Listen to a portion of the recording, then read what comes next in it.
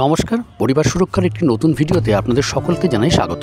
এই পর্বে আমাদের আলোচনার বিষয় স্পাইন সার্জারি। আর এই বিষয়ে আলোচনা করবার জন্য আমরা পেয়ে গেছি বিখ্যাত orthopaedic surgeon professor doctor P সরকারকে। স্পাইন সার্জারি সাধারণত আমাদের যেটা লাম্বার কানাল স্টেনোসিস বা ডিস্ক প্রোল্যাপস হয় আর কি, সেটার সঙ্গে যদি পায়ের দিকে ব্যথা নামে, যেটা র্যাডিকুলোপ্যাথি বা আমরা যেটা সায়াটিকা বলি, সেরকম ধরনের সিমটম থাকলেই যে অপারেশন করতে হবে এরকম কোনো কথা নেই। কিন্তু সেটা আমরা যদি ওষুধেই কমাতে পারি তাহলে সেটা ওষুধেই কমে যায় আর কি। সাধারণত দেখা গেছে মোর দ্যান 90% পেশেন্ট কনজারভেটিভ ট্রিটমেন্টেই ঠিক হয়ে যায়।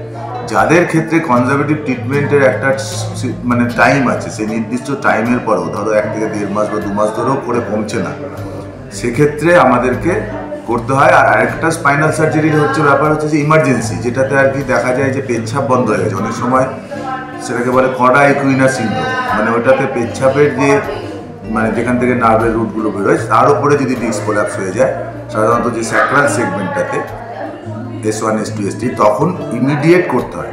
কডা ইকুইনা সিনড্রোম যদি হয় তাতে পেচ্ছাপ আটকে যাবে এবং সেক্ষেত্রে পায়ের ব্যথাও মারাত্মক থাকতেও পারে, নাও থাকতে পারে, কিন্তু প্রচণ্ড সেটা একটা ইমার্জেন্সি সিচুয়েশন এবং সেটা 48 ঘন্টার মধ্যে যদি না করা হয় তাহলে যে পেচ্ছাপের যে রিফ্লেক্সটা সেটাও খারাপ হয়ে যেতে পারে।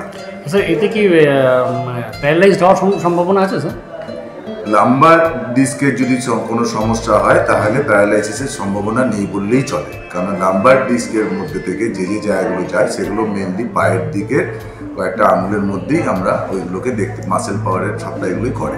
স্যার, কী কী সিমটমে স্যার বুঝতে পারবো যে স্পাইন সার্জারি করার প্রয়োজন হতে পারে স্যার? একটা তো ইমার্জেন্সি বললাম, কডা ইকুইনা সিনড্রোম, যেটাতে হচ্ছে যে একদম S1 S2 S3 sacral segment, যেগুলো স্ট্রিট দ্বারা একদম নিচের দিকের সেগমেন্টগুলো ইনভলভ হলে, সেক্ষেত্রে যদি একদম ইউরিনারি কোনো প্রবলেম হয়, পেচ্ছাপে কোনো সমস্যা হয়, সেক্ষেত্রে অপারেশন লাগতে পারে। আর একটা হচ্ছে যেগুলো ট্রিটমেন্ট করার পরেও আপনার মেডিকেশন ও যেটা রেডিয়েশন পেন, যেটা পায়ের দিকে যে ব্যথাটা নামে, যেটা সায়াটিকার একটা মারাত্মক ব্যথা, তখন সেটা নির্দিষ্ট দিন ওষুধ করার পর, কনজারভেটিভ ট্রায়াল দেওয়ার পরেও যদি না কমে, তখন আমাদের অপারেশনের কথা প্রয়োজন। ভিডিওটি ভালো লাগলে লাইক, শেয়ার এবং সাবস্ক্রাইব করতে একদমই ভুলবেন না। আর মনে রাখবেন, যে কোনো রকম অভিজ্ঞ ডাক্তার দেখাতে অবশ্যই আমাদের সঙ্গে যোগাযোগ করুন।